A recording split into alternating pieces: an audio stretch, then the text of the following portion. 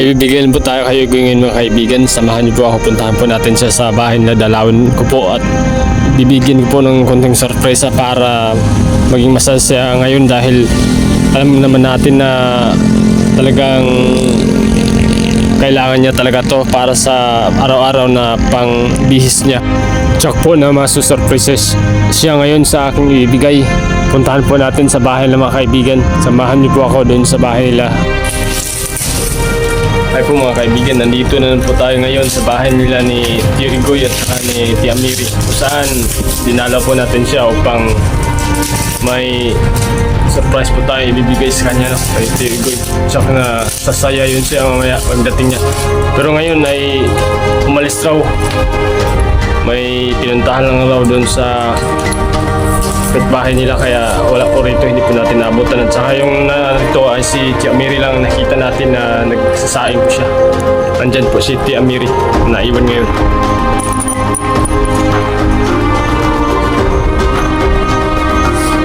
Ayan po si Tia Miri mga kaibigan, ganun po yan maglakad, oh. Dahil dikit po yung dalawa niyang tuhod. Saka hindi po siya masyado makakita.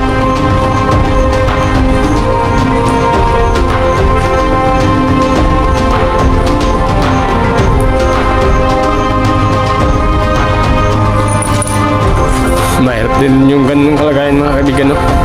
Swerte nga tayo, mapalad po tayo dahil kompleto po yung ano natin, yung pangatawan natin at makakalakad po tayo ng maayos.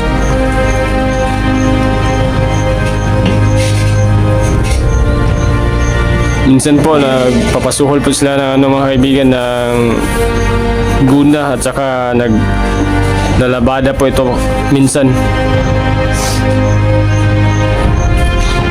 Ano?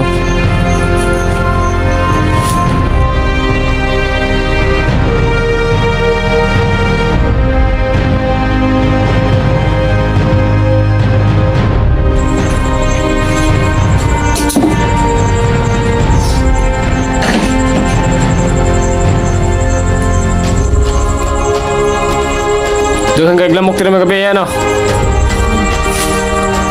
Namoy spot dire, wa? Asuga? Wala din po silang ano dito mga kaibigan, ilaw pa gabi. Kaya delikado po talaga dito ang ahas pag sa gabi kasi wala silang ilaw rito.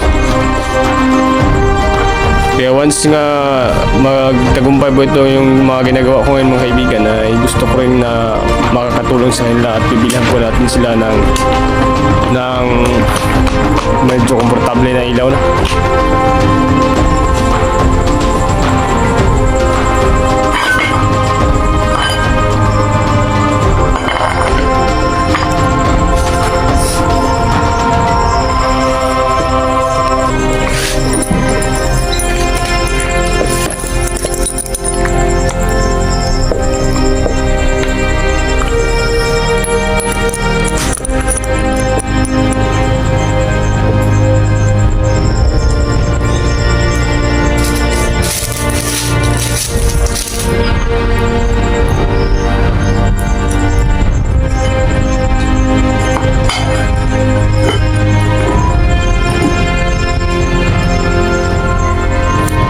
Wala po silang ilaw-ilaw dito mga kaibigan, mga kailaw-ilaw, oh.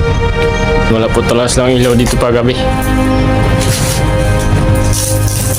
Kaya ang ginawa nila pag kumakain sila, mga medyo may araw pa ay kumakain na sila sa gabi kasi wala silang ilaw na ginagamit.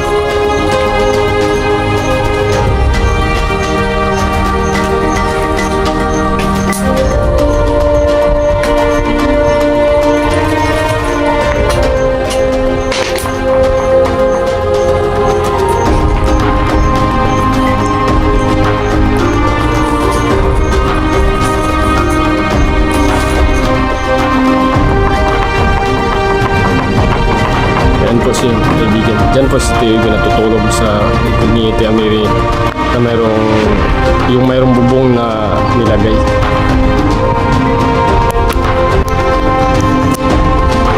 Nagunsam to siya dito ya. Ya. Ha? Agad ka. Juan. Bakit kang junior? Junior. Ah.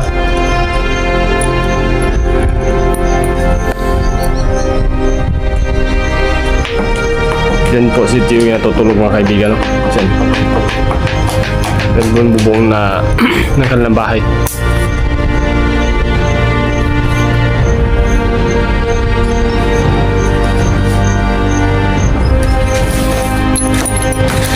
Puti, kasama pa rin natin si Puti ngayon, no? Lagi natin kasama yan.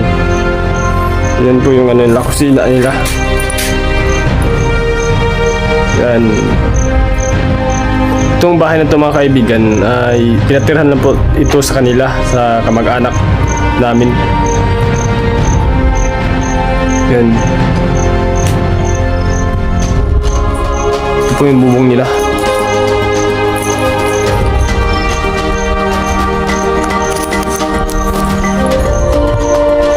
Ang may-ari ng bahay na ito ay nandun po sa Bugo. Pinatirhan to sa kanila. Yan po si Tia Mirio. Nagsasayang siya mga kaibigan. Masipag yan si Tia Mirio mga kaibigan. Papasuhol yan ng ano, ng guna tsaka lalabada yan. Kahit ganun po yung kalagayan niya. Oh. Diyan po siya natutulog, yung higaan na yan.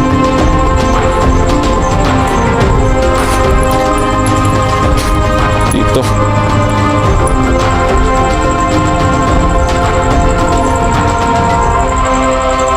Imaginin po natin mga kaibigan na sobrang sakit sa likod yan.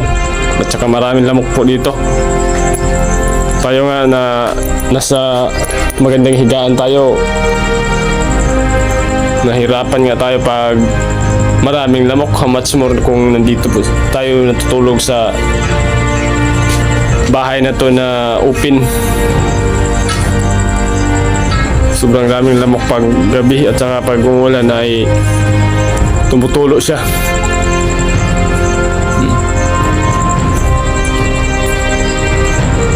May ibigay sana tayo sa kay Tio Igoy. Surprise natin sa kanya pero wala po siya dito. Hindi po natin abutan dahil may pinuntahan lang daw. Suportahan nyo po pala mga kaibigan ang aking mga ginagawa ngayon dahil once na ito po ay maging matagumpay ay gusto kong makakagawa ng kunting ambag man lang dito sa bansa natin mga kaibigan na kung saan ay makakatulong din po ako sa mga taong higit na kailangan at deserving. Karapat dapat. Kagaya po sa kanila ngayon na ating nakikita sitwasyon.